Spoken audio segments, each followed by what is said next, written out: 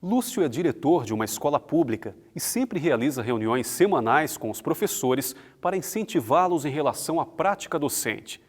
Mas ele percebeu que os professores precisam, antes de tudo, compreender como a sociologia contribui para a formação de cidadãos críticos e conscientes de seu papel na sociedade. Assim, Lúcio decidiu fazer um mini-curso para os professores, procurando sintetizar os desafios da formação docente e contar a história da sociologia da educação no Brasil. Vamos então entender um pouco mais sobre o assunto? As desigualdades da sociedade brasileira têm grande impacto na educação. Mesmo com políticas públicas direcionadas ao setor educacional, podemos observar uma dualidade no sistema de ensino. No ensino básico, classes mais altas frequentam escolas particulares, enquanto classes menos favorecidas frequentam escolas públicas.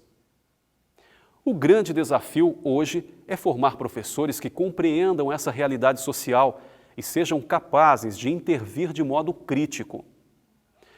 Um dos aspectos mais importantes para isso é a valorização da disciplina Sociologia da Educação nos cursos de pedagogia.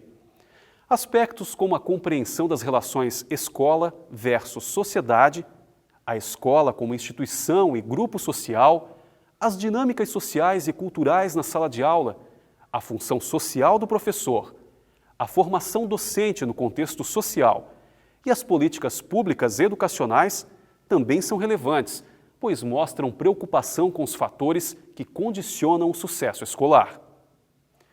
Foi na década de 30 que a sociologia passou a influenciar os estudos sobre educação no Brasil, sendo considerada a primeira fase da sociologia da educação no país.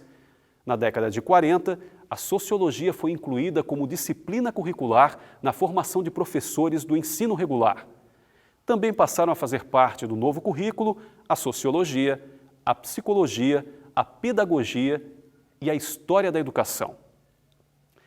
Na década de 50, a sociologia institucionalizava-se como campo científico nas universidades brasileiras.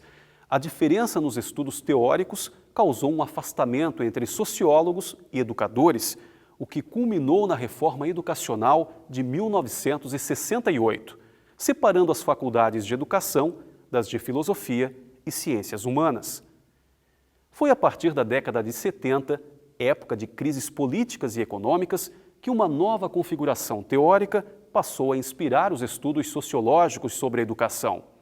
A sociedade passou a ser vista como uma entidade constituída por grupos em conflito, lutando pela dominação de uns sobre os outros. Por outro lado, o processo educacional não foi mais considerado uma ferramenta de transformação social. Ele passou a ser visto como uma reprodução das desigualdades sociais e da estrutura de classes presentes nas sociedades. A sociologia da educação, por sua vez, foi produzindo conhecimentos teóricos e metodológicos próprios. Esse processo foi se aprofundando com a criação dos cursos de pós-graduação em educação nos anos 70 e de grupos de trabalho dedicados a pesquisas na área nos anos 80. A maior parte dos grupos de pesquisa ligados à educação surgiu a partir dos anos 2000. Esses grupos giram em torno das novas questões e demandas sociais em relação à educação no Brasil.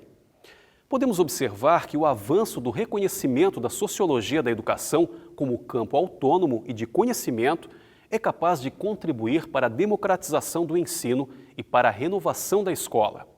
Agora, você percebe como a sociologia da educação oferece uma formação emancipadora e uma educação para a democracia, formando educadores cientes da realidade social?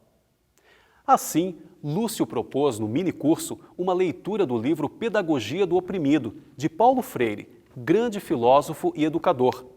Dessa forma, cada professor pôde refletir sobre sua prática docente e aperfeiçoar sua postura como formador de cidadãos críticos e atuantes.